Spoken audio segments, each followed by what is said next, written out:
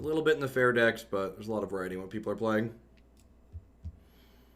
Alright, so Abzan Rally. When Rally here stands for Rally the Ancestors. So it's a white X card. This is return each creature with converted mana cost X or less from your graveyard to the battlefield. Exile those creatures at the beginning of your next upkeep. Exile Rally. We also have the card Return to the Ranks here, which says return X target creature card with converted mana cost 2 or less from your graveyard to the battlefield. And as convokes, you can tap creatures to pay more mana for it. So this kind of acts as Rally's 5 through 8. So we kind of have eight copies about that.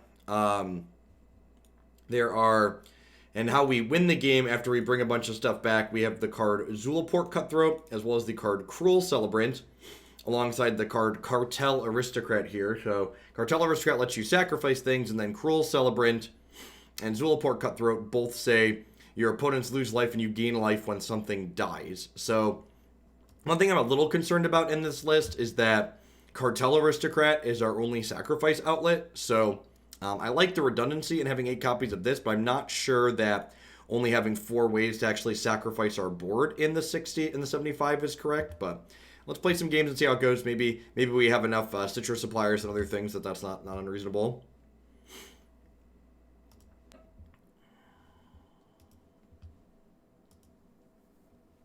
I'm not doing the Moto event today, so I'm going to go to the 5K tomorrow. Just going to do my normal schedule. How long until Oko makes Watch the opponent advertisement reading MTG go buck yourself? That's good. I haven't heard that one before. Is Citrus Supplier our only way to mill ourselves? Nope, not even close. We got the Glowspore Shaman as well as Satyr Wayfinder to do that also. Got 12 ways to put extra cards in the bin. Well, yesterday it was below freezing and had snow and ice on the ground. So yesterday was something. Morning nap time. So we have both Rally and Return here, which is great. So pretty redundant through this Thoughtseize, which is nice. That being said, Watery Grave Thoughtseize could be indicative of those main deck Kalitas that someone just referenced. If they have Kalitas in the sideboard, we're going to bring in ways post-board to deal with Kalitas, but game 1 we are pretty cold to that card. Another Satyr is great here. Unfortunate. So Satyr Wayfinder here looks at the top 4 cards, puts all the other ones in the bin that aren't a land, and gives us the land. Unfortunately, there was not a land in our top 4 cards, and we bricked over 2 more Rally the Ancestors here. Draw a card, then draw cards. You can take inventories in all graveyards. Sure. Next card, never not a land on the next card. All right, there's a bunch of them. Start getting in our chip shots.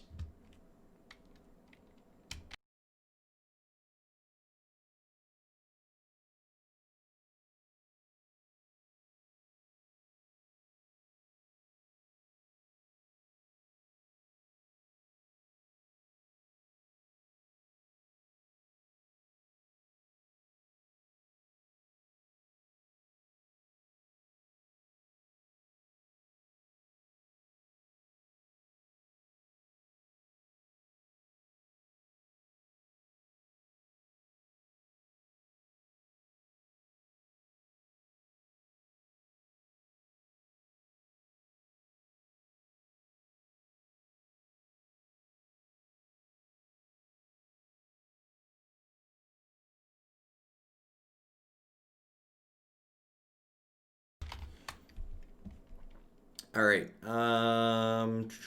We'll do this.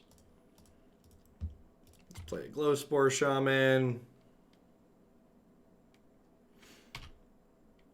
By quiet, do you mean silent? Don't want to draw land next turn, so let's just say no. This is a 3-1 that mills us here. Hey, Cal, thanks for the 5 months. I appreciate that. Welcome back. We've played this deck before. We've not. We played against variations of this, but there's still a lot of variations of it out there at this point.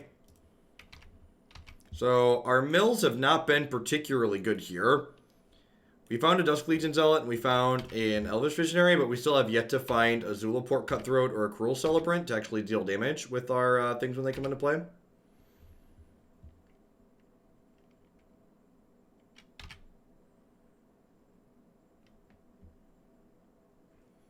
I mean, is there really much to react to? Like, businesses that need to profit off their tournaments and want people to watch them play formats that people want to see. News at 11.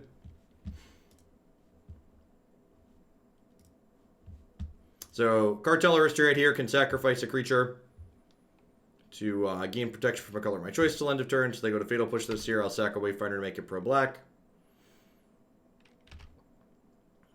Vantress Gargoyle, yep. So that one can attack and block currently. Wonder if they're playing Stubborn Denial. Alright, there's a Zulaport Cutthroat. So I believe this Return to the Ranks is not... If I had a Rally, it would be lethal. This Return is currently getting back 5 things, which is not enough to kill them, unfortunately. Right? 4, 5. Is it enough to kill them? I only have one of these, so probably not. But I also draw a couple of cards here.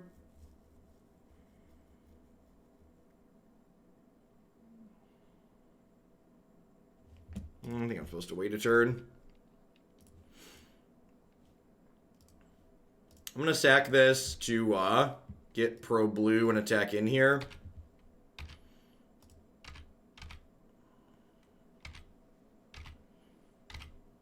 Because while this is worth bringing back one extra thing next turn, it's only one more damage bringing a thing into play, whereas this is dealing 2 when I hit them.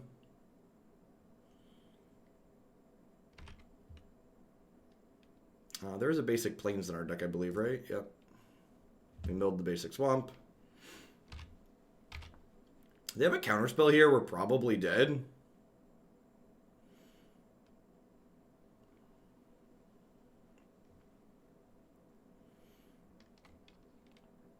I guess our scrappy creature beats might get there.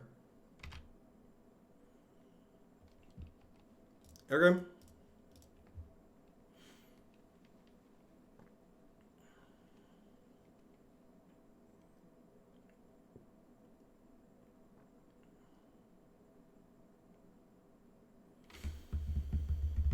Huh. So do I try and do this for 5 and draw a couple of cards?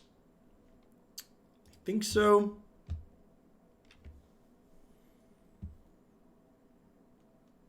Cutthroat, Visionary, Dusk Legion Zealot, Satyr Wayfinder, Satyr Wayfinder.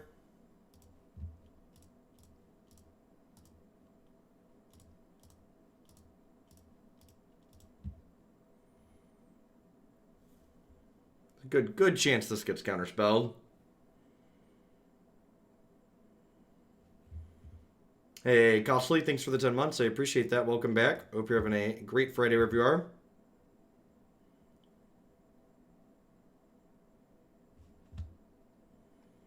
Yeah, I pulled the survey results a couple of times yesterday. So if this resolves and they don't have removal, they're dead. But pretty unlikely for both those things to be true, I think.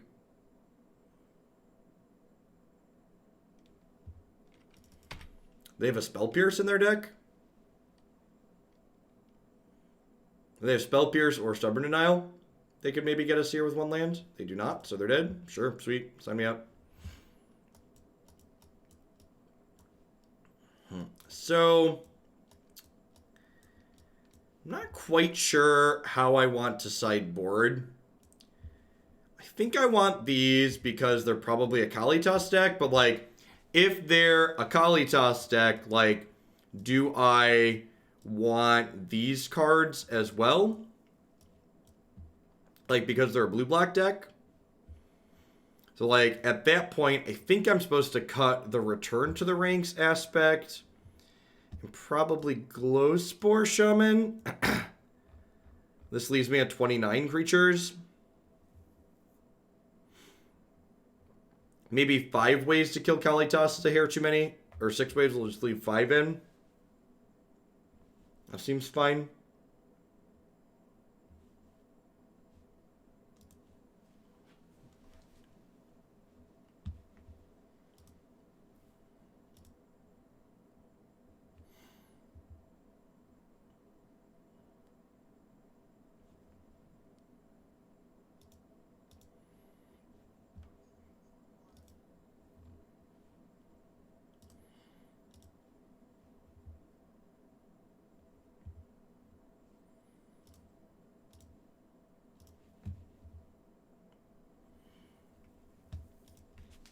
Creature count isn't actually important in this deck the way it's important in a Coco deck, right? Wayfinder cares about land, so really, you just need a powerful rally, but that's about it. Yeah, you want a certain creature density too, though, because, like, you want your rallies to, like, get back enough things to kill them in a reasonable amount of time. Like, that first game, we were actually pretty exceptionally unfortunate in the fact that we didn't hit a... Like, we have eight Zulaport Cutthroat style effects in this deck, and we didn't hit one until... You know, we were over halfway through the deck. Morning from the crypt.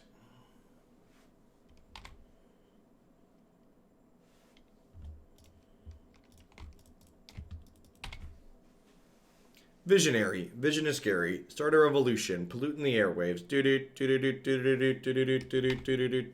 Such a disaster. Such a catastrophe. I'm back. These are some good hits here.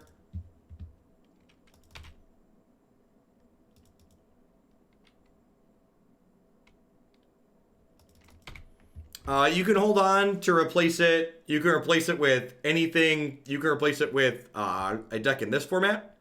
They're killing my supplier. Yeah, deal. You can replace it with... You can use it to bump an existing other deck in the queue. You can wait till standard changes. That's why I put them on their other tabs, so that way people can hang on to them if they want to hang on to them. How do you use channel points to bump a deck? You just click the redeem button. Are they dead to rally plus So we've got 1, 2. Oh, we've not found a sacrifice outlet yet. Okay. I'm going to go ahead and attack with Satyr Supplier here. I don't really care about their Liliana, so I'm just going to hit their face.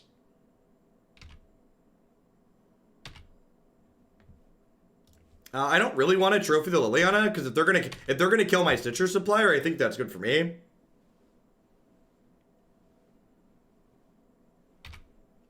Because like if they find me a sacrifice outlet, yeah, they found me a Cartel Aristocrat there, so like.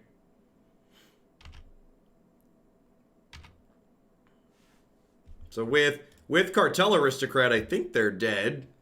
So I have double Cruel Celebrant. And then 1, 2, 3, 4, 5, 6, 7, 8. So that's 16. Right? 1, 2, 3, 4, 5, 6, 7, 8, 9. Is it really 9? 5, 6, 7, 8. Oh, I have a Cutthroat as well. Yeah, they're super dead if this rally resolves.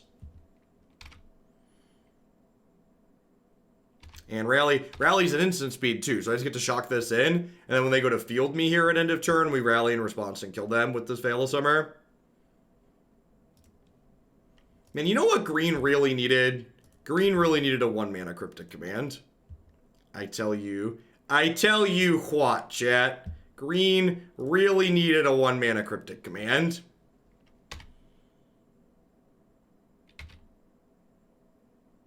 Thanks for the 3 months, Phoenix. I appreciate that. Welcome back. Triggers.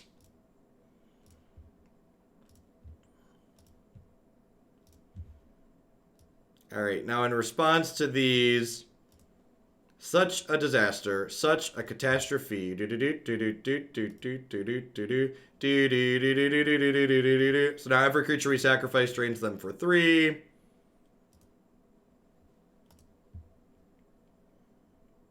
If Veil doesn't get banned, it's going to get a bunch of other stuff banned. Yeah, honestly, I think Veil would be on the list of cards I'd remove from this format.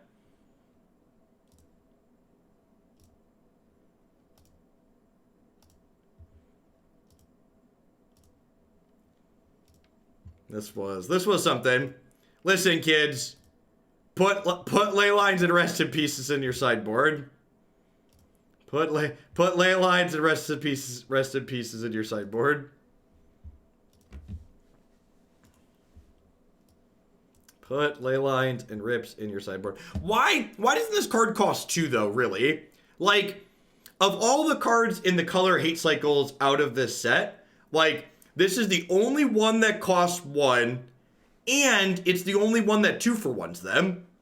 So, like, why is it both the cheapest and the only one that 2-for-1s? Like, it's so silly.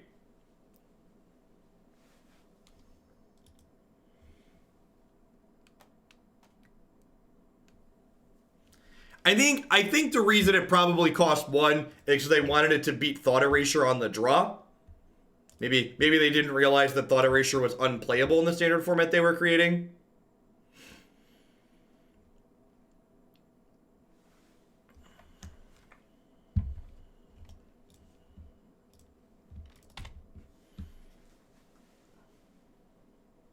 Yeah, I agree. The whole cycle is great. 10 out of 10 occur with that. Abzan Traverse. Let's do it.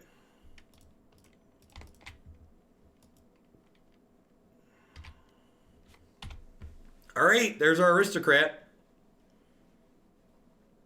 Yeah, kitty, kitty, kitty. Do you have another Lay the Land? Oh, no. Oh, no. Oh, no, chat. Oh, no. Not our one weakness. Interaction.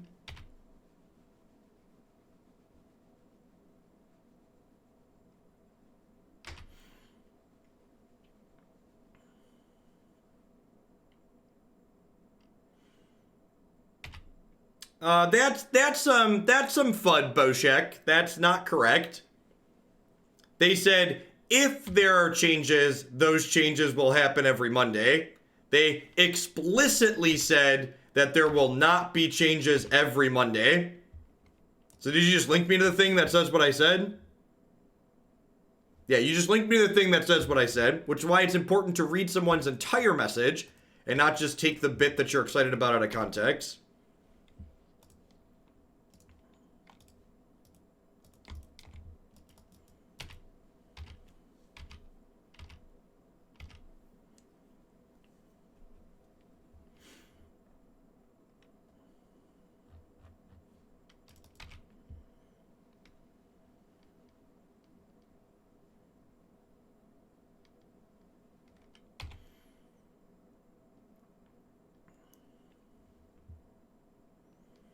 Are we dead? I feel pretty dead.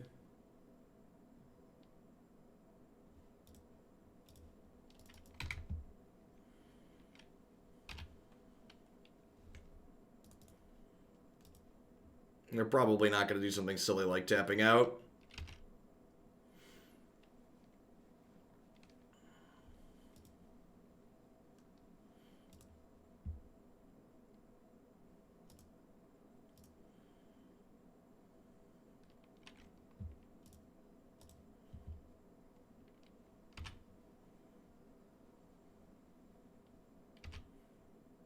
Protection from black. Alright, so I was going to confirm what I said about Veil of Suburbs, but actually saying it. Veil is cheaper because it's the only spell in the color hate cycle that doesn't interact with permanents. So to use it, you're leaving up mana. Usually these spells are cheaper. Sure. But also, I think you could definitely make the argument that, like, it 2-for-1s.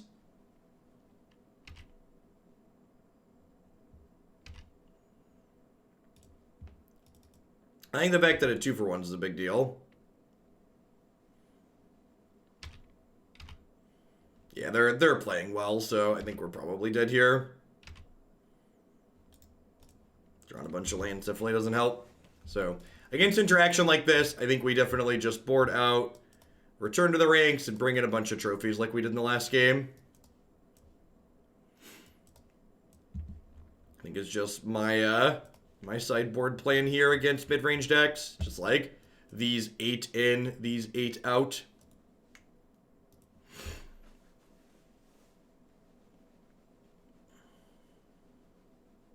Is Veil good against non-blue? Yeah, part of its problem in Standard right now, Burgle, is that it's too good against Noxious Grasp. So part of the reason why there's no counterplay to the green decks in the current Standard format is because you can't kill the green Planeswalkers.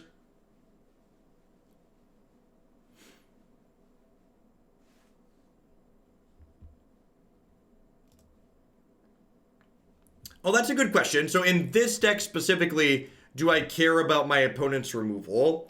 I think so. I think there's gonna be games where we're playing fair games. I also think keeping them out of my hand for a Thoughtseize is important. It's like keeping them from Thoughtseizing me. I think keeping them out of my... God, we are so bad at this. This card is real. How unlucky is that? It's the second time that's happened in like 3 Satyr Wayfinders so far today.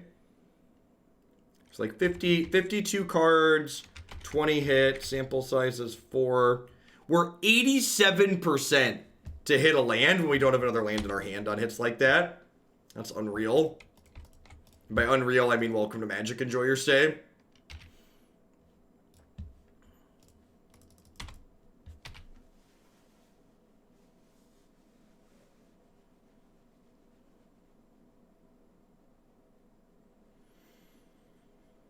I'm trying to cast a Liliana and tap their lands wrong.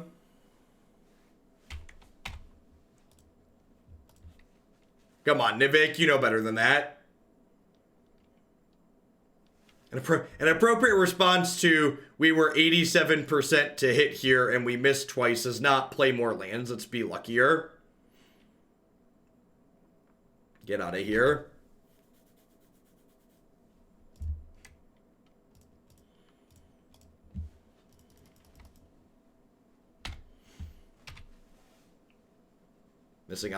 Missing on your 87%er twice in 4 tries doesn't mean you need to change the statistics.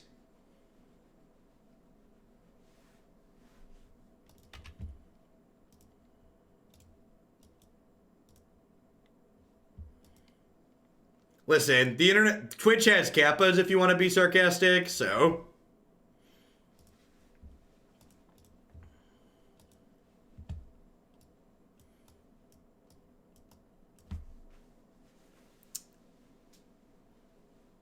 So far, this is matching the experience that I've had playing against these decks in that they kind of fold to a stiff breeze in terms of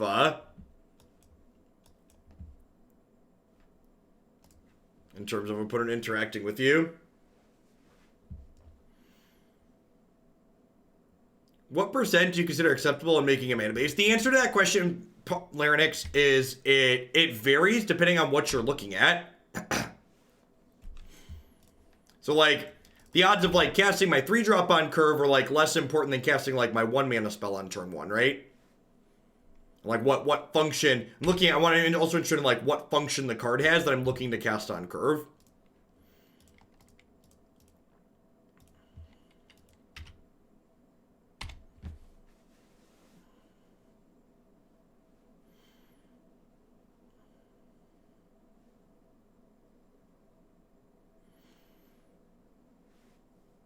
Yeah, I think that's definitely something to consider, Ulsif. Like, I agree with you that in Standard, this was like a collecting company value deck on its back end, and the fact that this version is like playing Return to the Ranks on top of Rally means that it has one mode. And that seems a little bit less than stellar. Man, I really don't want another non-black land, so we're going to decline putting that on top. Maybe I just want a 4th land in general. I don't have that many good things in my bin yet.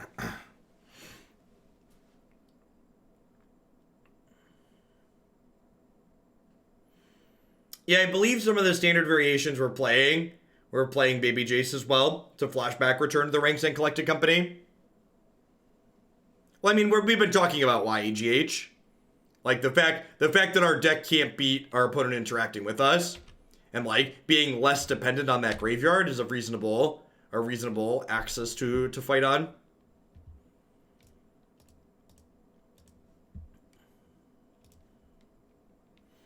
Now, one of the nice things we can do here is because we have so many of these. I can go ahead and like return Elvish Visionary and Satyr Wayfinder here. On just like a value return to the ranks. Like hit some land drops here, hopefully.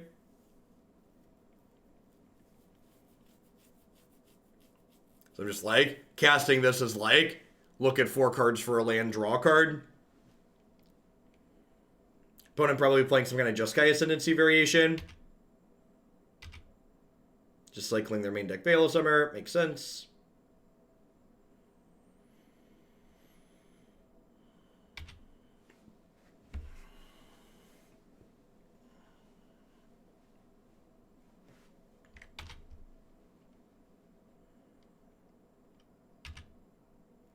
When we played the JAC deck, Burgle, my conclusion at the end was I wanted 4 main deck Veil of Summer, just for reference. In case you're still on team Veil of Summer is a reasonable card. My conclusion was I wanted 4 of them in the main deck. Because they were good against the only thing you were losing to.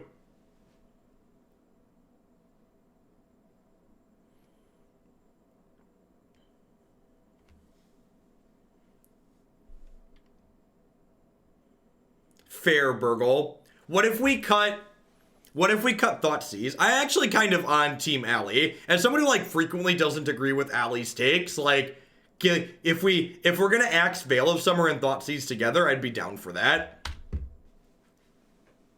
I'd be down for like not starting every black deck with 4 Thoughtseize.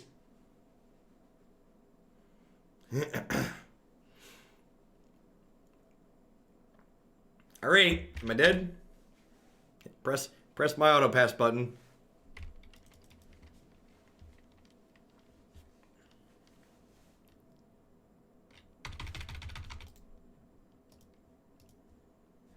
They're fiery impulsing my Cartel Aristocrat. What if oh, that's my Cruel Celebrant. It's not a Cartel Aristocrat. Alright, whatever.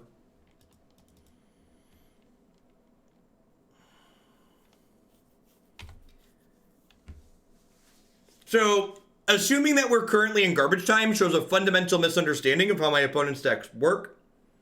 So, we don't know how they plan to kill us at this point, and I currently have 3 blockers, so like, we are definitely pretty far from garbage time at the moment. The opponent's deck is nowhere near deterministic.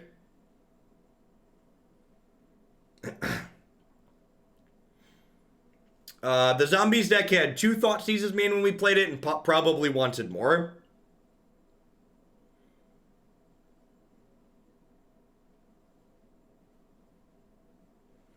Sure, I agree with you that in the matchups where Veil is good, Veil is better than Thoughtseize, but Thoughtseize is the reason cards like Veil of Summer exist.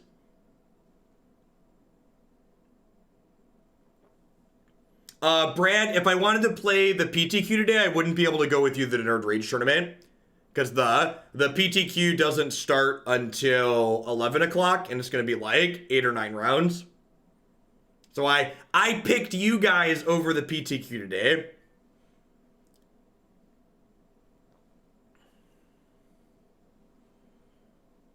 So see y'all at the NRG tournament tomorrow. I don't mean you. I was gonna stream regardless.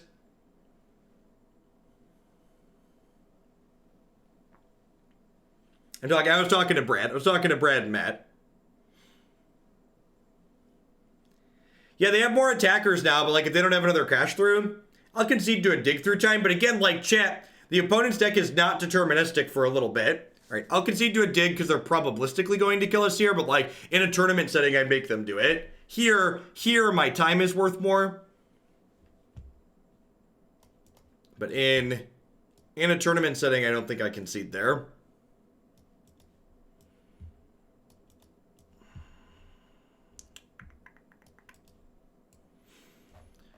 So we're the slower combo deck, which means I want Thoughtseizes and Assassin's Trophies to interact with them. I think I'm cutting some returns, then a couple of Glowspores. 8 doesn't feel like a long time, but the game was so different back then, I could have believed its years. Time is weird. You're not wrong, Rook. Welcome back.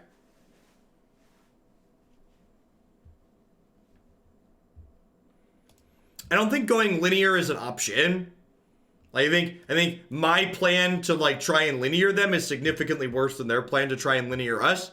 And while you're right, they do have 4 Veils of Summer most likely. I have to try and play through them. Like, my deck's not capable of racing theirs, which probably means this deck's just not very good. Are they going to stream the PTQ anymore? The PTQ is a Magic Online event. I believe there's some other, I believe Todd Anderson and Newmont were both planning to stream it. They'll probably be on a delay though. Another thing about doing the PTQ is PTQs tend to make for medium content because there's downtime in between all of the rounds. If you're taking the PTQ seriously, you're streaming on a delay, which also makes for worse content.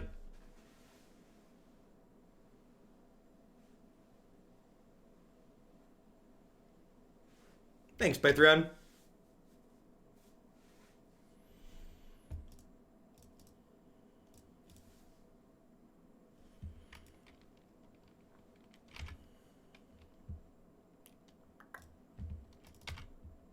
We'll play that because it's going to be guaranteed tap next turn, so this gives the option to double spell next turn.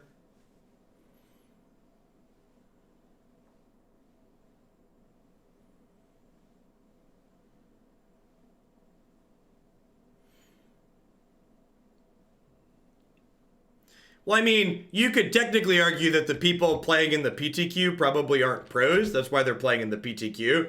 They're playing in the PTQ because they're not qualified for the player store.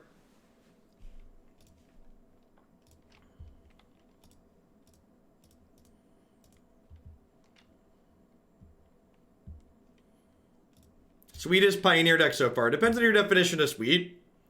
By sweet, do you mean interesting, or by sweet, do you mean good?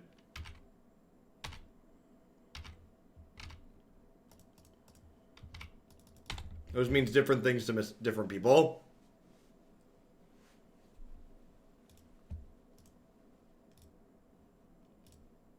Most enjoyable from my perspective. Yeah, the blue-green Eldrazi deck has been the one that I've found the best mix of enjoyable and competitive.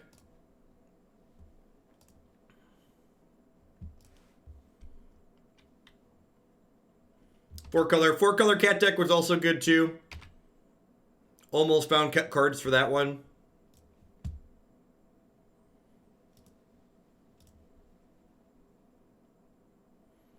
Yeah, I think we're about to kill them.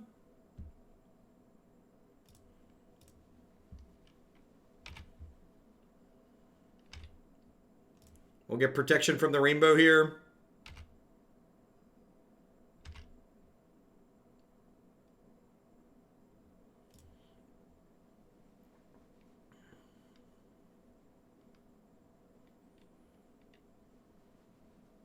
Can I play PTQs I've already qualified? I don't believe so.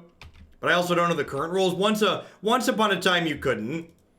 I don't know if that's still the case.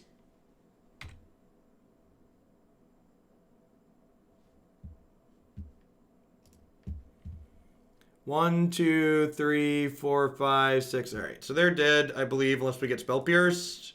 Which, some of these lists are playing Spell Pierced, to be fair.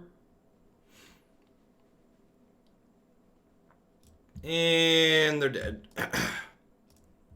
Man, that, this match feels modern almost. Just like, 0 people. 0 people. How much money to move to Mixer? 7 figures.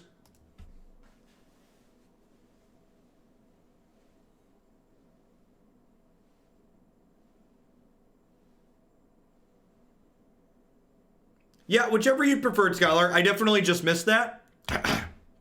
So I can add 3K to Esper Cat Pact, or I can add your other deck still, whichever you'd prefer. Tis definitely the time of year where I'm missing getting things added unintentionally.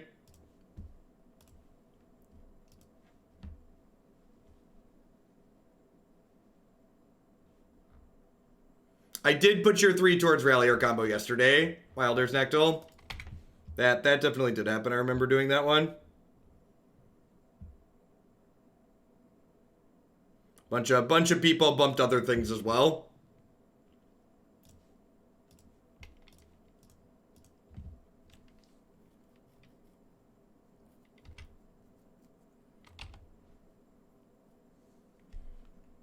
I'm loving the Pioneer content. It's the casual modern I've wanted for a long time. I agree. And I think even when this format gets optimized a little bit more, the power level of this format's just going to be low enough that, like, it's still going to be something reasonable. Would 4-color Oven be playable? Maybe.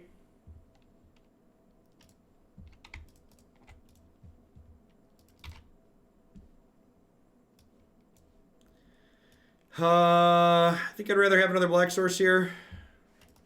Maybe I want another green, actually. I have a bunch of green cards in my hand.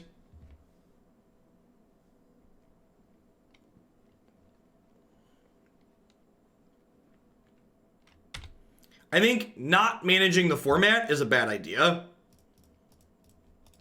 I think that's super silly. So, generally speaking, build around... I should probably put a command on the channel and maybe throw it in the title. Something I tweeted yesterday, but not everybody follows me on Twitter, is in the subs Discord. For the time being, I'm increasing the cost to submit Pioneer decks to $50 because I currently have a 3+ week backlog to submit Pioneer decks towards till you see them played. So... rather than continuing to accept a bunch of decks and like make people wait a month plus, I'm increasing the price temporarily until the queue can shrink back down. It is a good problem to have. You're not wrong. Yeah, as of right now, I was charging $25, but like if you submitted a deck with $25, it's realistically waiting like 3 weeks at this point. And especially with weekly bannings happening, I don't want to take a bunch of decks and like have to work out like they get banned or like aren't playable anymore or stuff like that. So what do we got in here? Cruel Celebrant, Cutthroat, Visionary. So we might be good to go next turn even.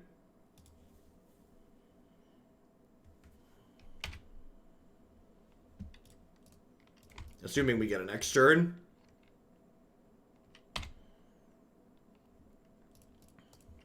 Send in the squad.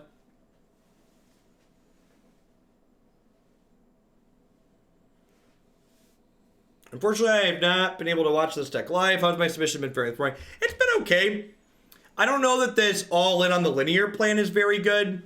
I feel like it might be better served by like being a little bit more of like a collected company deck and like a value beatdown like it was in standard a little bit.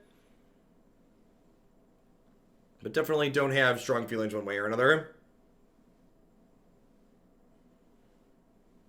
Nothing like some surge pricing to maximize surplus. You're making the economist and me happy. Yeah, it's a bad customer experience too. Like, keeping the price low, but then making people wait a month to see their deck played also is a bad experience. So, like, it's just being realistic. Kian Day, thanks for the 2-month resub. I appreciate that. Welcome back. Yeah, so the problem that we've had so far, Ostin, is that, like, because we're so in on the linear plan, we just can't beat any graveyard hate. And, like, even when this deck is all in on being linear, I feel like it's not that linear. Like, the rate at which we kill is still pretty slow.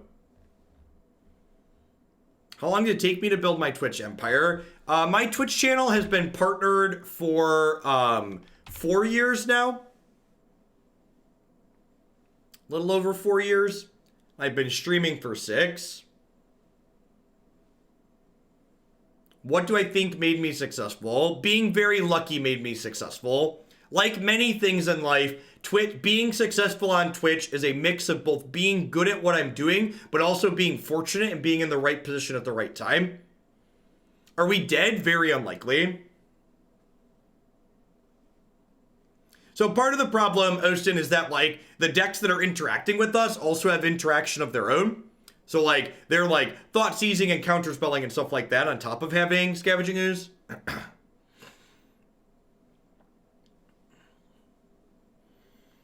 Yeah, I think that's how the standard version of Rally played out when it was standard legal. It was like a mid-range collected company value deck that, like, also randomly had Rally the Ancestor kills. I think they're very likely to be dead here. Not exactly. I borrowed some ideas from that, though, Burgle.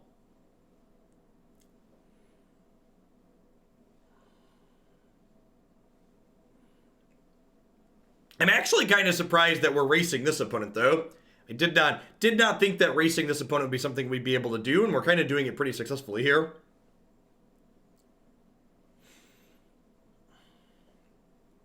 Next turn, we're going to be able to rally for 5 and still hold up Spell Pierce / Assassin Trophy, which is great.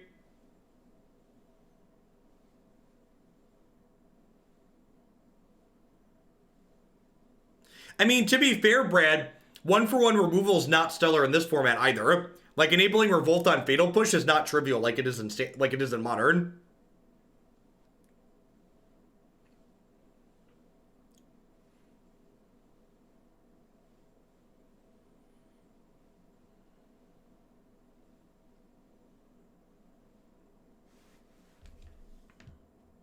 They're killing my stuff. Killing my stuff is good because it means that I have a harder time rallying returning next turn. So, unlike the modern version of Jeskai Ascendancy, the Pioneer version of Jeskai Ascendancy generally needs Sylvan Awakening to get going.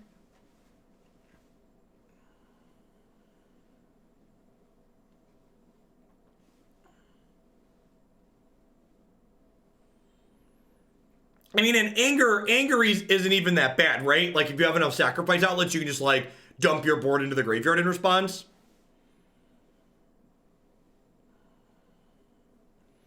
We haven't seen a Spell Pierce out of them yet, so I don't know that I'm going to play around that. Although I might be able to play around that and still win, huh? So next turn I can return for 4. So I can return for 4 and still pay for Spell Pierce. So we'll bring back 1, 2, 3, 4. And then I can play this Cartel Aristocrat out of my hand. Yeah, that's lethal. So I'm gonna play around Spell Pierce here because I've seen Spell Pierce in some of these decks. There's no reason not to.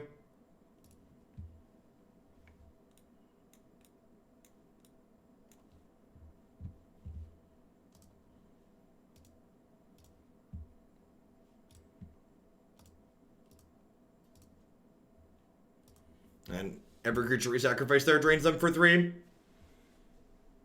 What kind of changes could you make to give it better game plan versus? I mean, we're literally just talking about it. You make the deck more of a mid-range deck with a combo backup plan as opposed to an all-in graveyard strategy deck. One of the things about the Sunny deck is you also need more lands than your opponent has creatures. That's not strictly true, Brad. So you can play Crash Through to give trample, which is something the last opponent was doing. So, like, I think at a glance, the things I would probably do a little bit differently is, like, Glowspore is a little medium and return. So, like, if you return into Collected Company, Glowspore could give you slots for, like, Nantuko Husk. There's probably the standard version had fetch lands, so it could play 4 colors more easily. With a little bit of Once Upon a Time magic, that might be possible here, too. Play Jace Fringe Prodigy to flashback Rally and flashback Collected Company.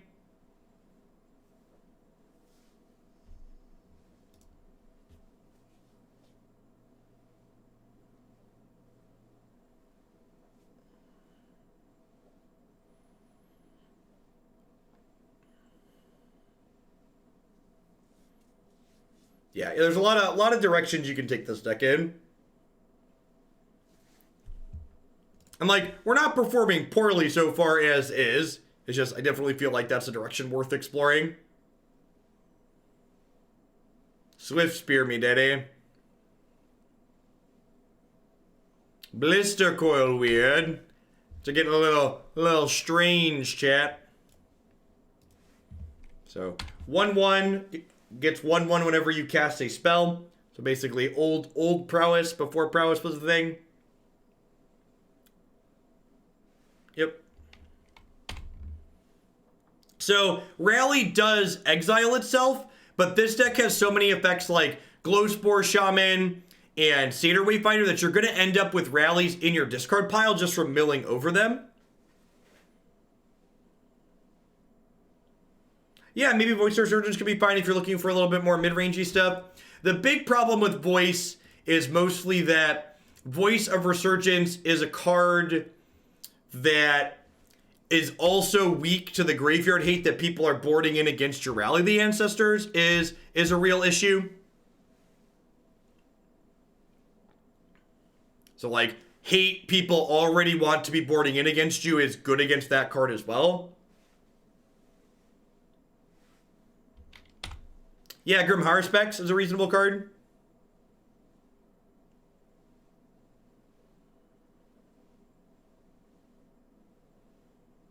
Morning, Pelly.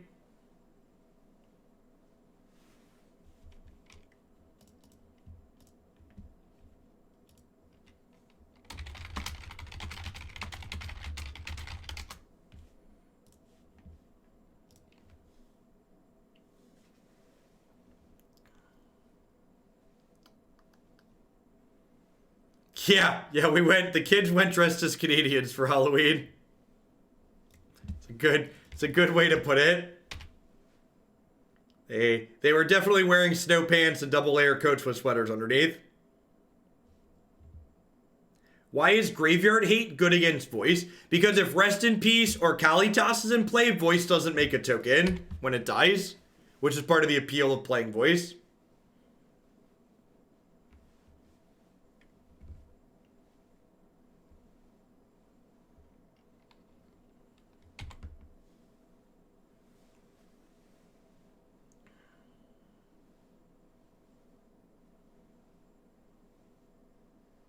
Yeah, at that point you're a different deck though, Austin. I feel like you just have too many things there at that point.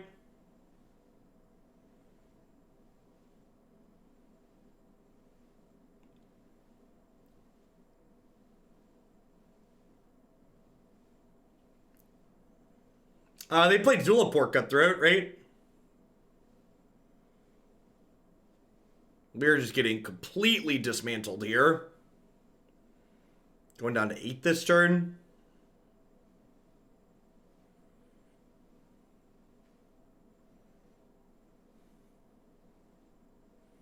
What are they casting pre-combat? They have a haste creature? Strike, sure.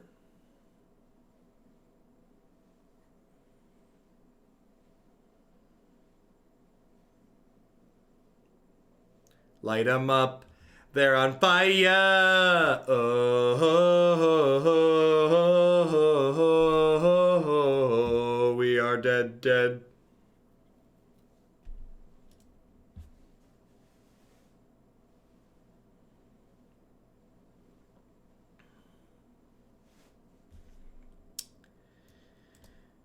We have a plan here. I don't know if it's a good plan, but it's a plan that exists. So I think I want these Murderous Riders as just like 2, 3 life linkers.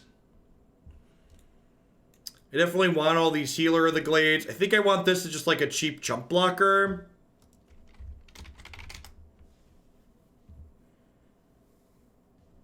I think I want the trophies. I think I probably just want to board into an interactive deck. Maybe that means these Stitcher suppliers aren't good. Let's try this.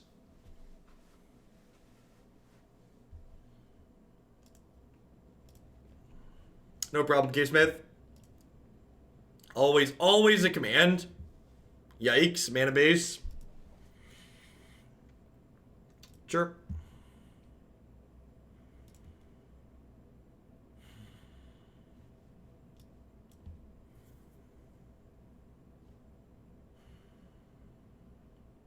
I guess we just do that because I don't need this untapped anyways, right?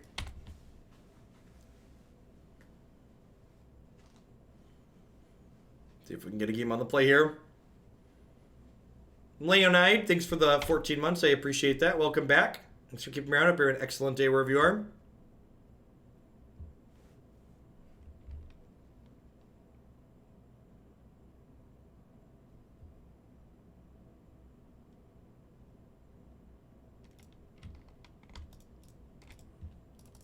You'd like to give a shout out to Dayquil. Tis definitely the season for Dayquil.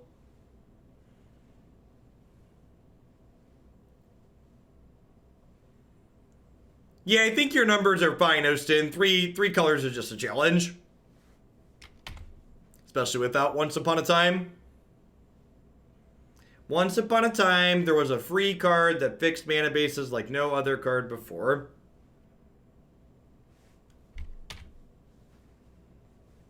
I'm gonna wait to chump block with this until I get a Cutthroat into play.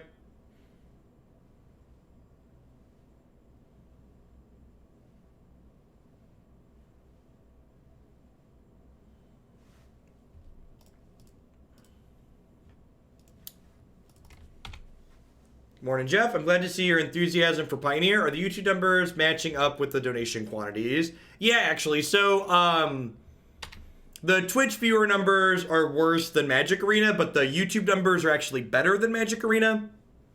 I'm like, at the end of the day, like, it's not worth me playing formats I don't enjoy to, like, get marginally better Twitch numbers is what it comes down to. Deals 1 damage to each creature your opponent controls. We activated their trap card, chat.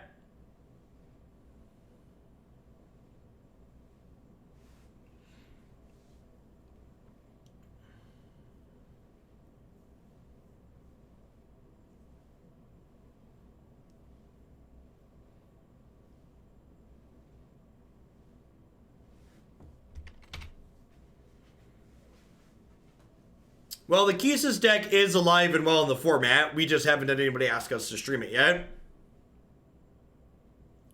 A lot of very frequently the stock good decks are not things people submit to see on this stream. The people that frequent this dark abyss in the corner of the internet are not looking for stock good decks.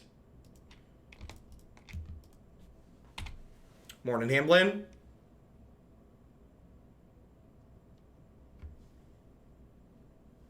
The reason you're not going to see like blue-red Phoenix on this stream either. There's a reason for that. That's not by mistake.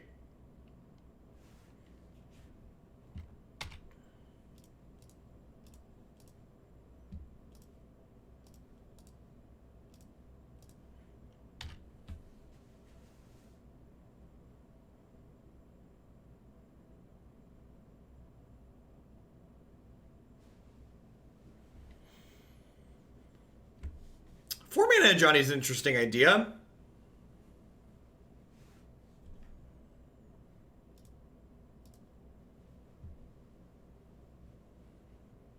Sack that, make my thing pro red. Yeah, I think that you're not alone there, Rod. I think there's a lot of people who submit things here to see them played and get my thoughts to them before they plunk down dollars for them themselves. All right. So we're taking 6 here down to 10. And then feeling pretty dead, man. Wait, did they stop me? And not my... Oh, I assumed they were stopping my Aristocrat. Deal. Okay, well, if they're leaving my creature alone... Oh! Oh, it stops protection. Oh, so they made the right play. I'm just dumb. Woof, we're super dead.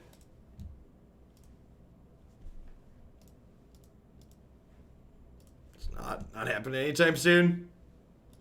That did not feel particularly close. The prowess decks in this format are very good. Much like Burn in Modern, I think a lot of people playing Random Brews are not going to respect those decks enough.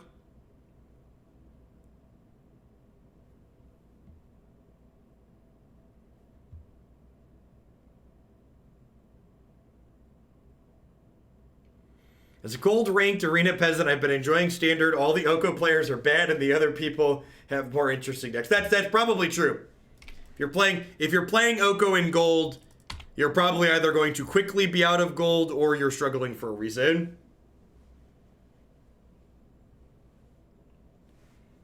And honestly, I think that's kind of like a good litmus test for the format. Like, if the unfair decks in this format are too slow to race burn, I think that's a good place to be. One of the good place for the format to be. One of the reasons why Modern is such a crap show is because the linear decks are better than the good aggro decks.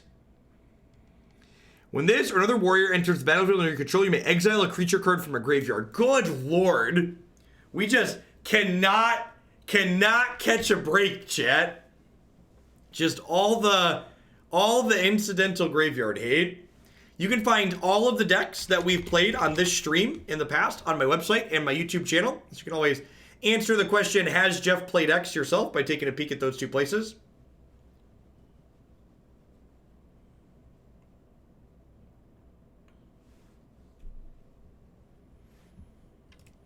At least, like, our 1/1s seem good here.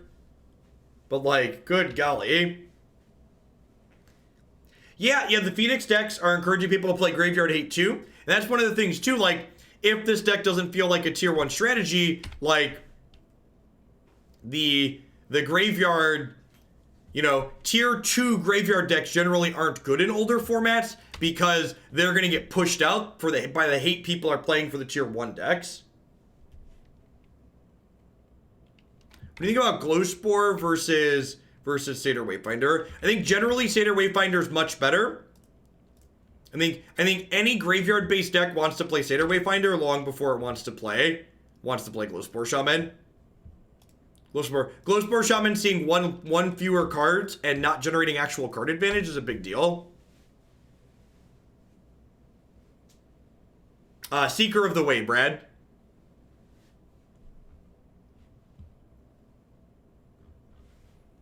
Yeah, I'm looking forward to when we do pick up Standard next week. I don't have to care about my ladder rank at all. Yeah, just like third Woe Reaper, just can never win. Our one shot to come back here was like ripping a rally and having a decent rally. Like, opponent just had triple main deck Graveyard Hate. It's pretty rough.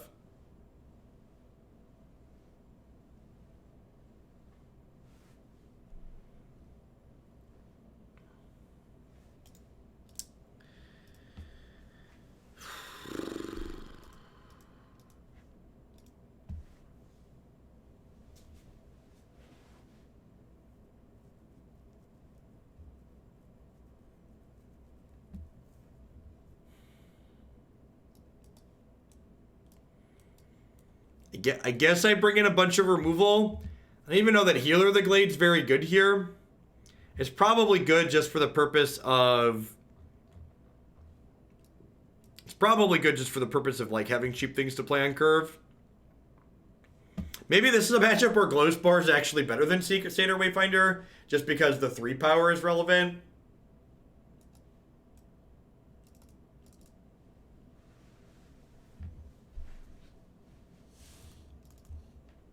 Visionary, actually. Alright, let's try.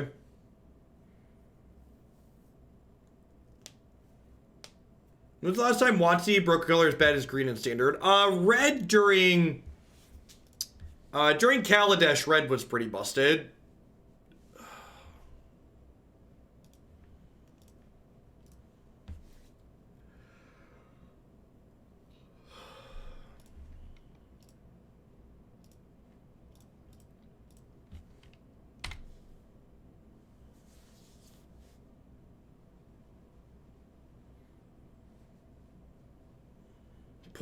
Poor Savannah Lions, just mono upgrades these days for that one.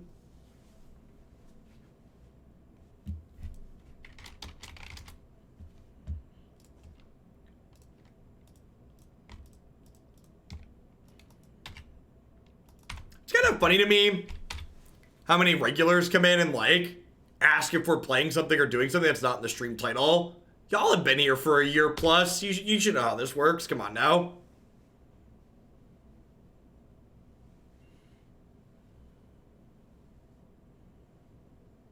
Pioneer's a solid 9 on a 1 to 10 scale currently. Pioneer is the format I wish they made Modern for a long... I was wishing they would make Modern for a long time, and that I had finally given up on them ever making Modern. So I was just like, resigned to the fact that there was never going to be a non-rotating format for me, which was one of the reasons why I was excited about Historic, because I thought Historic could be what Pioneer is. But I'll take Pioneer even if it's not on Magic Arena.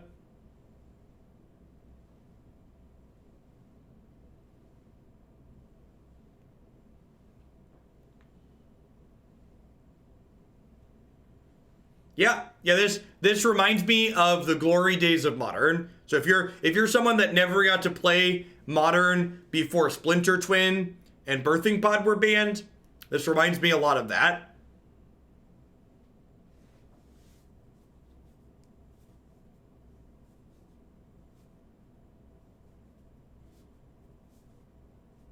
No, the last point on there is mostly because the format's underdeveloped.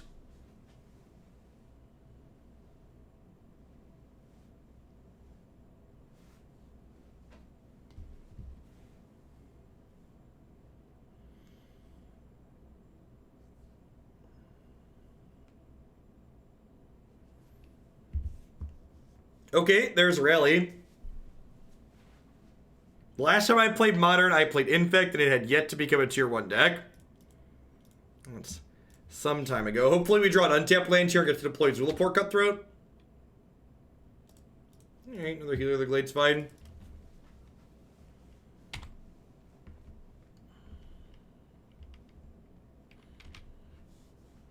I don't know. I don't think there's any core threats that I would ban in this format, but I wouldn't mind them trimming around the edges a little bit. Like, Once Upon a Time, for example, is probably a card that shouldn't exist in Magic. I think there's a good chance that card should eat it in multiple formats. Speaking as someone who's registering a bunch of decks with 4 Once Upon a Time, like, would be pretty okay with that one going away. Alright, 4 shots and an untapped land here.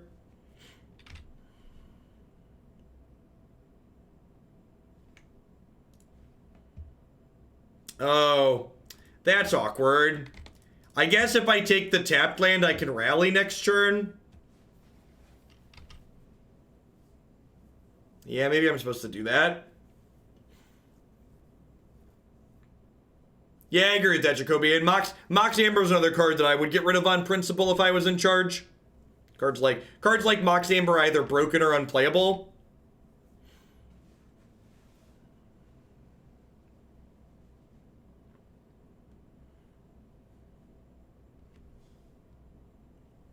Well, I mean, we're currently playing a green deck without 4 Once Upon a Time, but that's also probably wrong. That's a draw.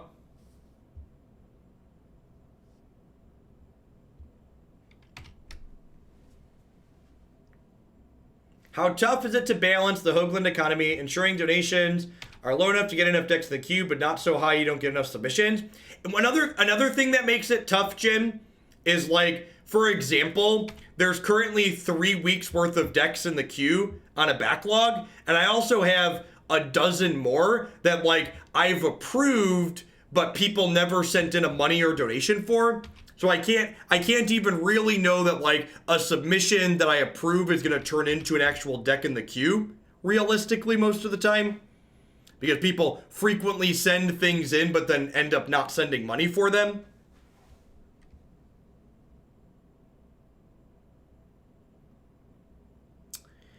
Alright, so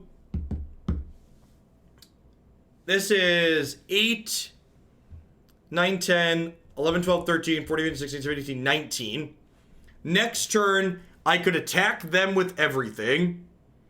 And I would hit them for 1, 2, 3, 4, 5, 6. And then I would drain them for 1, 2, 3, 4, 5, 6, 7. So that's still not enough. So I think I need to chump my way out here. Thanks, fella. Much behind the scenes time is spent prepping decks on the daily. I spend 5 to 15 minutes off stream for every hour I spend live. So if I stream for 7 hours a day, generally I work 8.5 to 9 hours.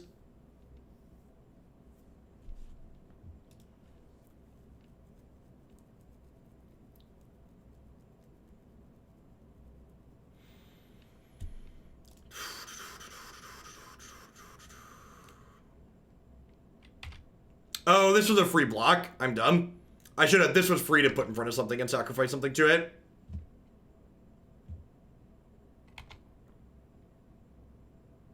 That is Boros Elite is the battalion creature there. All right, that's a Concealed Courtyard.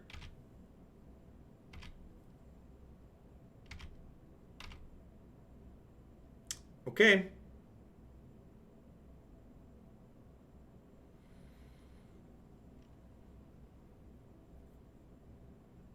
Nice slime. Yeah, I think that deck's very reasonable. I'm excited to play it tomorrow.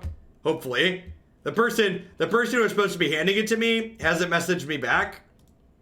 That said they had it, so hopefully I have a deck waiting for me. I'm not like driving to a tournament and not gonna have a deck. We'll see. Hopefully they're just someone that doesn't live on Discord.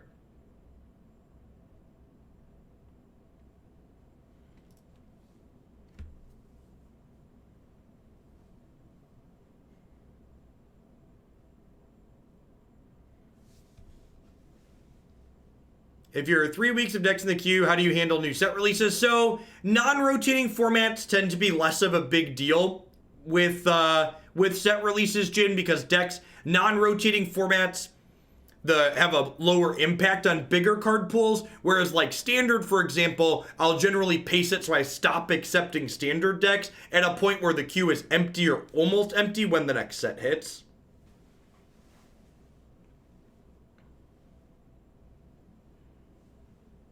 Yeah, it's definitely important to like balance a little bit. Like there's definitely a danger of like pricing it too high for too long and then not having submissions to play. You know, there's a lot of other streamers that do a deck queue system too, but whenever I peek in at other people, none of them have the backlog that I do. So I don't know if they just don't promote it enough or people just aren't interested in seeing their decks played by other people that aren't me. Do they announce downtime for Moto very far in advance? Not usually. Like a week if we're lucky.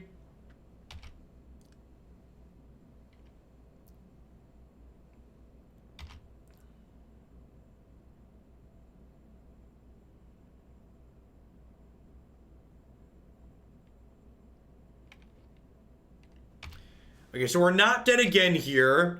And then rallies an instant. Yeah, there's several good monocolor decks in this format. Honestly, I just wanted to say Hoagland Dichotomy, thanks to the answers. No problem. So we've got, how many creatures do we have in here? We've got 1 land, so we've got 10 creatures to bring back next turn. So our opponent's not quite dead, but we're also going to get to survive their turn, and we're going to get to draw some cards, gain some life, and flip some lands over. So if we draw a second rally, we could be good to go here.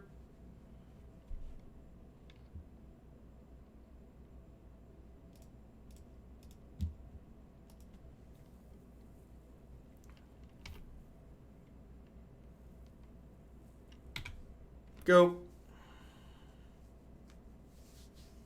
So, Rally the Ancestors here, key card in our deck. Return each creature with converted mana cost X or less from your graveyard to the battlefield. Exile those creatures at the beginning of your next upkeep. So if you make sure those creatures die, they then don't exile, which is great. To be fair, the opponent is pretty far ahead at the moment. We're just not completely out of it. Consider monetizing the wrap. Hey, Kane, thanks for sticking on with that tier 1 sub. Welcome back to Hoaglandia.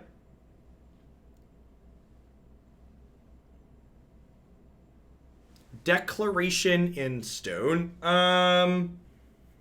So I think I'm gonna rally in response here so I can sacrifice this.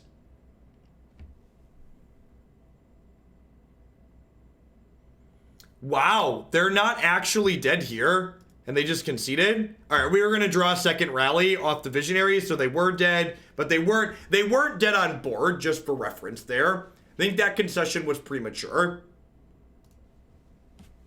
Opponent knew. They looked at us, they're just like, this filthy lucker. One thing about a lot of other streamers, they don't respect the contract of their deck queue. Generally, they play whatever they want, and if they aren't sure or somebody cuts the line with a big dono, they will play the top of the queue. Yeah, that's fair. That's fair.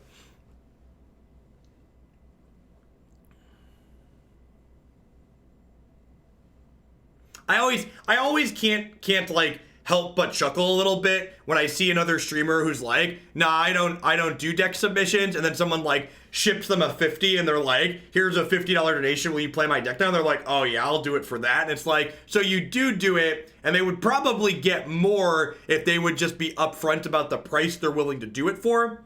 Because I understand everyone doesn't want to do it all the time, but I think a lot of people, if they're like, well, my price is this, there would be people that would be willing to pay their price. So they're like giving up money by not like posting that information.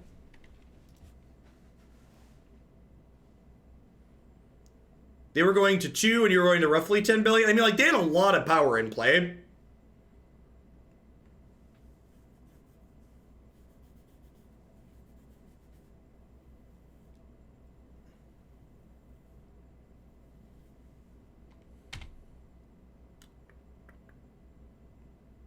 Oaklandia is a good balance of this is a business, and I think your message got cut off there, and we're here to have fun. Yeah, exactly. I often describe the Magic that I play on this stream as competitive casual, which is that while we're not trying to play tier 1 decks, the decks that we are trying to play, we're trying to focus on playing them well. And while I do make mistakes on occasion because I'm human and there's a lot going on, I do that for the most part. Hey, Casa S, thanks for the raid. Hope you had a good stream this morning.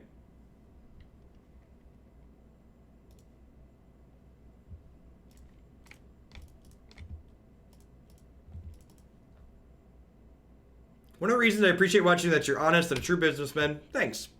Yep. I think a little bit of honesty goes a long way. Second white source here is definitely what we want. We got double rally in hand. Yeah, we wanna maximize or optimize our decks within the constraints that we've given ourselves, basically. If they have the Anthem creature here, the +1/+1 Lord, we're probably dead. But if I can trade the Satyr Wayfinder here, we're probably in a fine spot.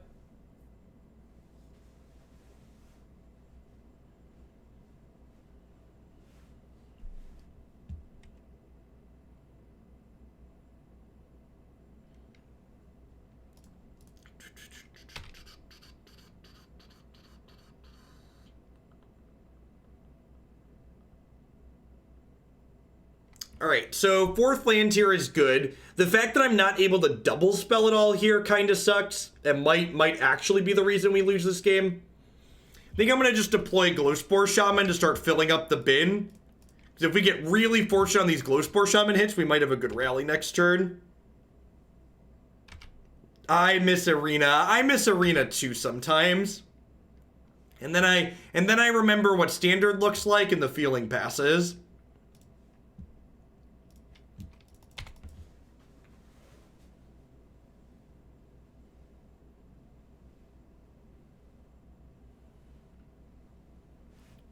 This Woe Reaper is really unfortunate for us.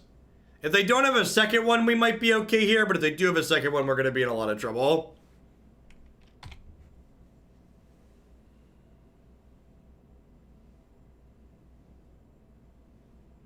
People keep asking me about this Turing machine video. Like, I get that I have a math background, but like, that video's not useful in any practical sense, right? I'm really different from most people that do math in that, like, just like the pure theory of it is like not the part that I really latch onto. Like, the part I enjoy about math is probably more equatable to like people with physics backgrounds than anything. Wow, they burned to Brave the Elements just to save their thing there. Deal.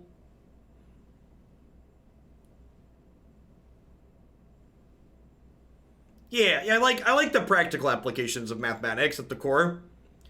All right, so the question is, how likely am I to die if I play out Cutthroat plus Cartel Aristocrat here?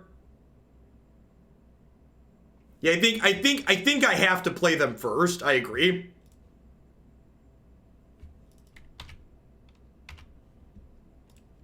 The problem is I'm dead to Brave the Elements, a second Brave, and they might have a second Brave because they played the first one so aggressively.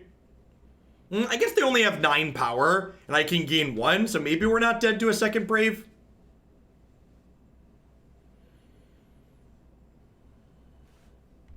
That's not actually a big deal.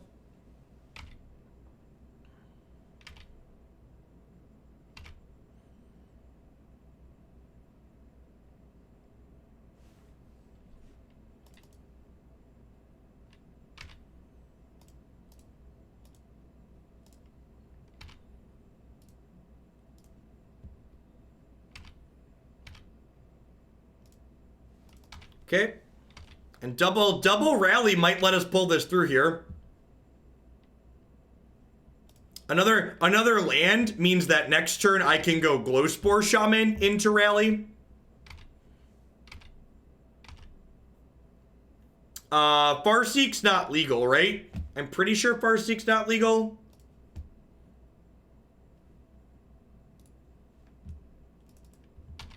Farseek was in the... Farseek's not legal. Yeah, there you go. Yeah, M13.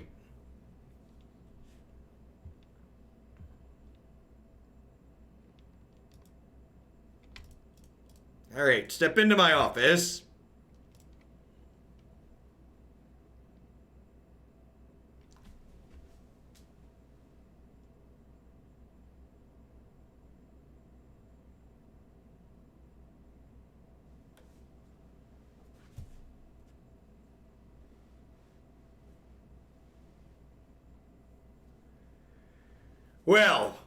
Well then, I've made a huge mistake, chat. I've made a huge mistake. So we should have just rallied on my turn, right? We should have just rallied on my turn. Yeah, I don't know. Overall, this deck felt super underwhelming to me. Like, the power level of what this deck was doing did not seem like it was high enough to overcome the hate cards that people were playing. Like, it wasn't just like Hallowed Moonlight in that last game that we got by this league, right? Like, we died to Scavenging Oozes and like other hate cards. Like, I just felt like the linear game plan that this deck was executing was not proportionally powerful to how susceptible this deck felt against graveyard hate. So this one overall was a bit of a miss for me. Yeah, I don't think I've lost to a rally deck yet either. All right, what are we doing next? I gotta swap some cards out here before the next two decks. We've got some mono red Steamkin, mono red Memekin, a port of the old standard deck we used to play. And then we've also got some Temur Collected Company coming up later. I'm gonna go ahead and run a quick ad break while I exchange cards with my sponsor, but we're gonna be playing